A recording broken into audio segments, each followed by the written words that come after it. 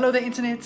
What you're about to see is a recording of a keynote presentation that I gave a few days ago at a conference called the Education Innovation Summit. Now, my topic was on artificial intelligence and how it's going to impact our world, and thus how the education system needs to adapt as a result.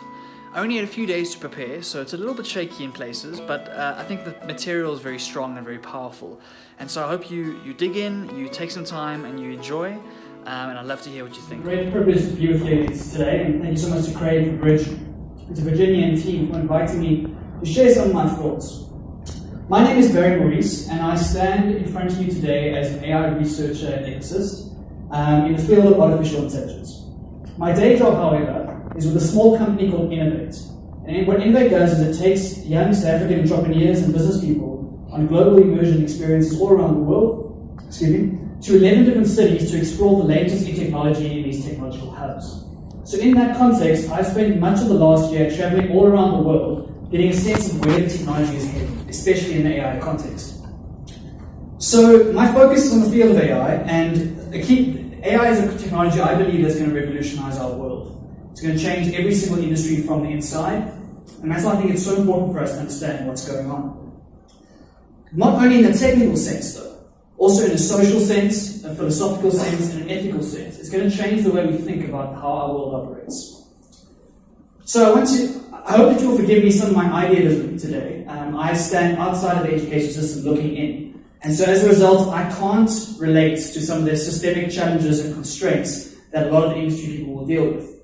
So some of my optimism today might come across as somewhat naive, as somewhat impractical, and I beg your forgiveness for that. The point of my presentation is not to provide a magic bullet. The point is to try and start a conversation about what AI is doing in our economy, what it's doing in our society, and how education can best prepare the generation of tomorrow for a world that is going to look very, very different from the world we see today. Why should you care? Artificial intelligence itself has become a buzzword over the last few years. And even though the field dates back to the 1950s, in the last 10 years or so, it's really had a resurgence and has had such advancement that the mainstream media have been forced to start paying attention. Unfortunately, with a lot of these hyped technologies, the media frenzy causes a lot of confusion, a lot of misrepresentation, and AI becomes one of those terms which could mean anything, right? And so what I'd like to do is give some sort of definition of what I'm going to use AI in this presentation, and just give you a sense of what I'm talking about. To bed that down, an AI system for this context is a computer system that is able to perform tasks that traditionally require human intelligence, but to a level of competence that equals or exceeds that of which a human is capable. Alright? That's what I'm talking about when I speak about AI. Let me illustrate this with the example of a self-driving car. As I'm sure you might know, there's a serious arms race going on at the moment between the likes of Tesla, Google, and a myriad of other firms who are racing to create the very first autonomous car. A car that can truly drive itself wherever we want without any need for a human driver. Right? That technology may seem like sci-fi to some of us, but the truth of the matter is that it's right around the corner. And within a couple of years, most experts predict, we will have a car that can do without a driver, without a steering wheel, and will change that entire transport industry overnight. That is a clear example of artificial intelligence, and it has serious implications for our society, and we'll touch on that a little bit later on. The point I want to make here, though, is that if we use that same logic, the simple pocket calculator could have been considered artificial intelligence a couple of decades ago. Prior to computational systems being developed, the mere act of multiplication was considered inherent to human intelligence, until we design a machine that can operate at 100% accuracy and a negligible cost. And all of a sudden, the pocket calculator becomes a tool, and it's not AI anymore. Right? The point I'm trying to make is that the AI of today will become the tools of tomorrow. So the goalposts keep moving. When we talk about AI, we have to understand what time frame are we talking in. Are we talking this year? Are we talking in 2025? Are we talking in 2050? What is the situation? Because this was AI a couple of decades ago. AI's advancement is inevitable, right, as we strive to move our human species forward. And due to its foundational nature at the heart of computer science, it will impact every single industry out there. So regardless of how little you know about it, regardless of how little you care about it, It is and will continue to impact your life on a micro level every single day. And on a macro level, it will continue to impact our society and our workforce. So what I want to chat to you about today. If we don't prepare for it, if we don't talk about its effects, if we choose to stick our heads in the sand, we are going to be on the wrong side of history. It's crucially important that we start talking about these kinds of things. Automation. This is where the education system plays such a pivotal role. We have to do everything within our power to prepare the generation of tomorrow for a world that we can't imagine. That's an incredibly difficult thing to do. If we look back over the last few centuries, we've seen the same story play out again and again and again. Whether it's farming machinery coming and taking over the human labor in agricultural divisions, whether it's Henry Ford's automobile destroying the horse and cart industry and changing that forever, whether it's the robotics coming into mainstream factories and emptying the workers from the factories and just leaving the robots. We've seen this time and time again. And these, which were all huge innovations in their time, caused the same sort of panic that we're starting to see in mainstream media today. What will all these people do? How will they feed their families? What are the responsibilities of the organizations and the employers that these workers are working for? Do they have a responsibility? How do we retrain, reskill, retransition these people into something else that is more relevant? These are all open questions. And one of the key roles that educators play is exactly that, is in training and preparing young people to join the global workforce. You work tirelessly to equip your students with the skills that they need in order to make a valuable contribution to the economy. In this vein, it is critically important that we consider what types of tasks and what types of jobs are going to be automated in the coming years. The cold hard truth is that a vast array of simple routine tasks, computations, information recall, etc., is going to become automated, and we can't get away from that. In 2018, a working paper by the OECD attempted to codify the risks to certain professions based on automation, and came up with these results. Now, as you could imagine, the science behind these is very debatable, right? But the point I want to draw your attention to is that the most at risk are, of course, the blue-collar work, right? And that is to be expected. But what is really surprising is that the white-collar work is also very highly represented there. This is not merely a blue-collar human labor thing. It is coming for cognitive skills as well, information work as well. So the impact of this change is much bigger than what we've seen in the past. And that's why we have to pay such close attention. It's not all doom and gloom, though. With every revolution, there is the creation of new industries, of new opportunities, of new jobs, and value to be created, which helps push our society forward. Over a long enough time frame, it should become clear that these technological advancements are good on the whole. But in the short term, there are going to be segments of the population that will become obsolete if they are not able to adjust and adapt quick enough. Our job, our responsibility, is to ensure that our students are not in that segment. Our responsibility is to make sure our students have the skills that they need in order to compete in this global world. What do we do? Right, this is the hard question. This is the thing that no one knows what to do. How do we prepare for a world that we can't even imagine ourselves? It's been a trope for a while now that the education system is old-fashioned and is designed for the Industrial Revolution and is not creating the skills that we need for a 21st century life. And so I think it's uncontroversial to say that the system needs a serious update. But these sorts of systemic changes give us a stomachache because of their sheer scale and the incredible difficulty that comes with them, right? But what I want to bring to your attention is that I think this is an opportunity. I don't think it's a problem. It's an opportunity for Africa to step up and change the course of action for the continent. It's an opportunity for Africa to change the way they think about how they train their young people and leapfrog in the global standings. Education has and always be the Archimedes lever that is most effective to change the course of people's lives.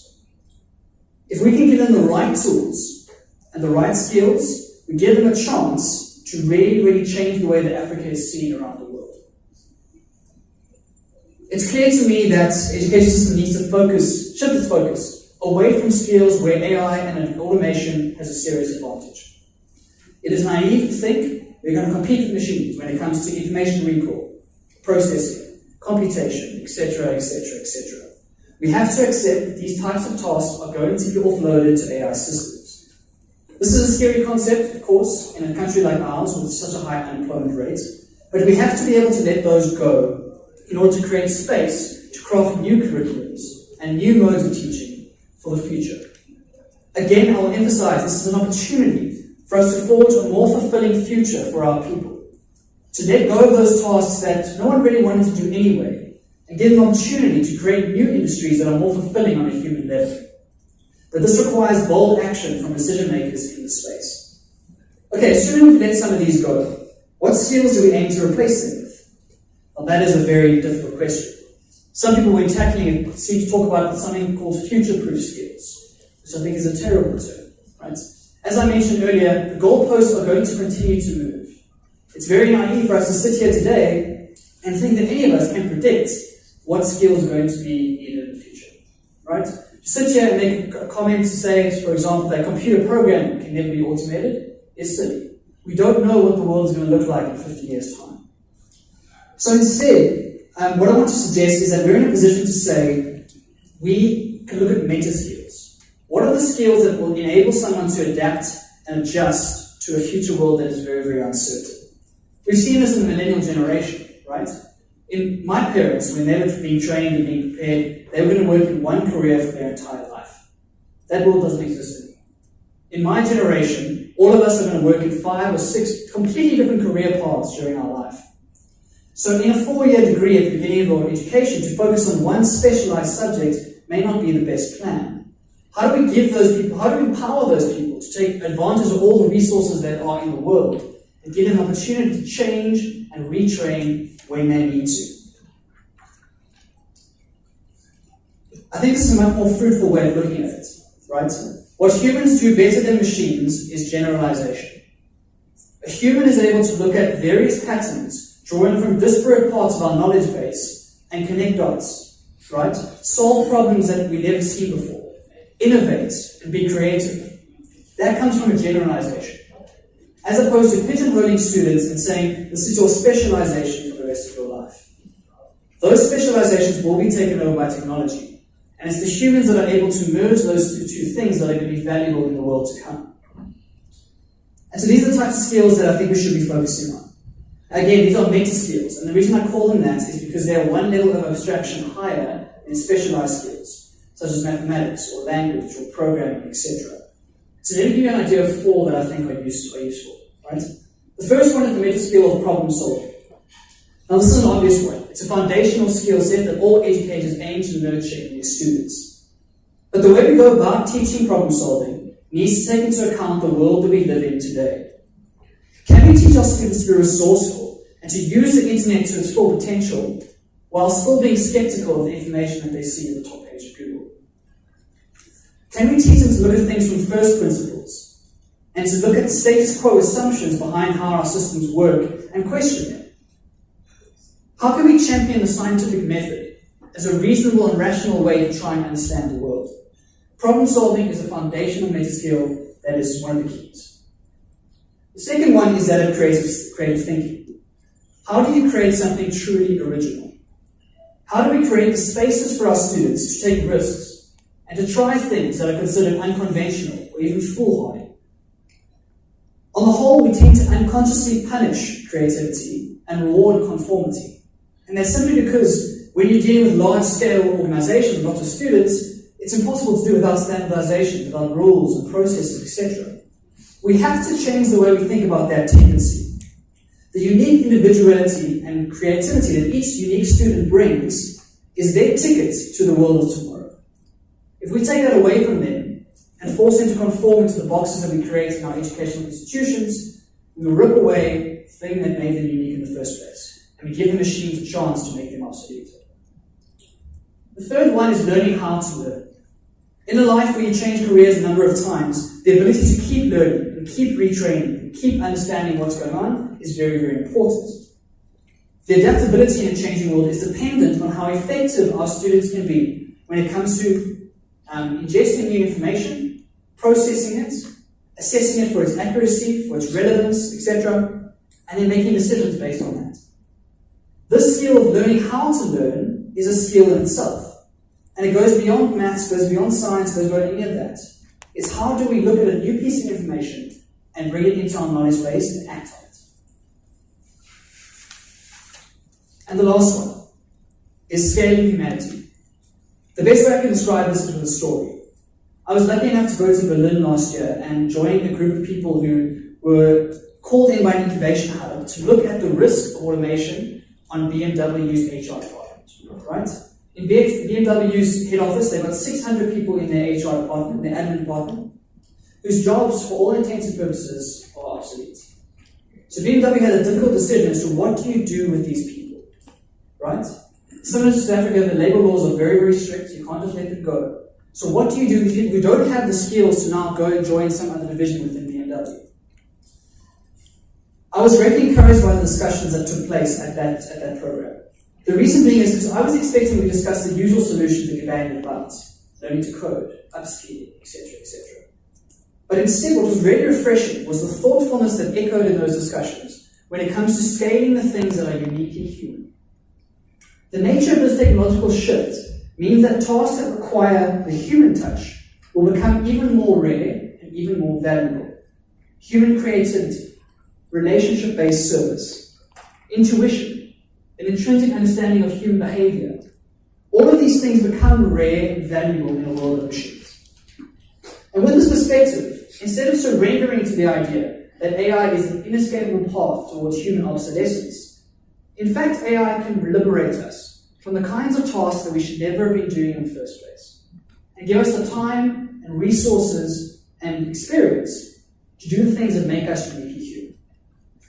For example, what if a company's HR department didn't have to deal with leave forms and payroll and admin and medical aid and all that stuff, but instead were able to spend proactive time with their employees, looking after their physical and mental health? Right? The people that go into HR want to deal with people, but the reality is that 80% of their job is sitting and doing paperwork. If we can take that paperwork away, give them the time to spend quality time with those employees, that's what the HR of the future should look like. And those are the kinds of opportunities that AI provides. That's why I don't want to throw the fear-mongering thing of to take all the jobs. It's going to change the way we think about jobs. It's going to change the way we think about the work that we do on a day-to-day basis. And it's going to give humans the opportunity to do fulfilling tasks that relies on their unique humanity. And that's really special.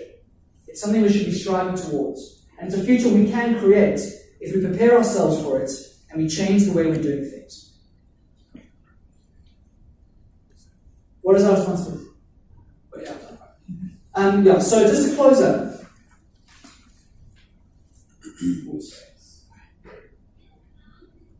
I just want you to do 3 points here. Something called human-centered artificial intelligence, right? The first tenet, the development of AI should be guided by a concern for its impact on human society. AI should augment human skills, not replace them. And number 3, AI must incorporate more of the versatility, nuance, and depth of human intellect. I don't bring that up to suggest that educators should be involved in steering the guidance of AI. Right? That's the computer science guys. But where educators can play a role is by helping to prepare the human side of the equation for what's to come. If we're going to bury our heads in the sand and continue to ignore these trends, we're going to lose out. But if we prepare ourselves correctly, be proactive in how we look at this, there's an opportunity to change Africa's future right here. There's an opportunity to bring fulfillment and humane jobs to a vast population who are struggling to find anything of meaning in this world. That's me. Thank you so much.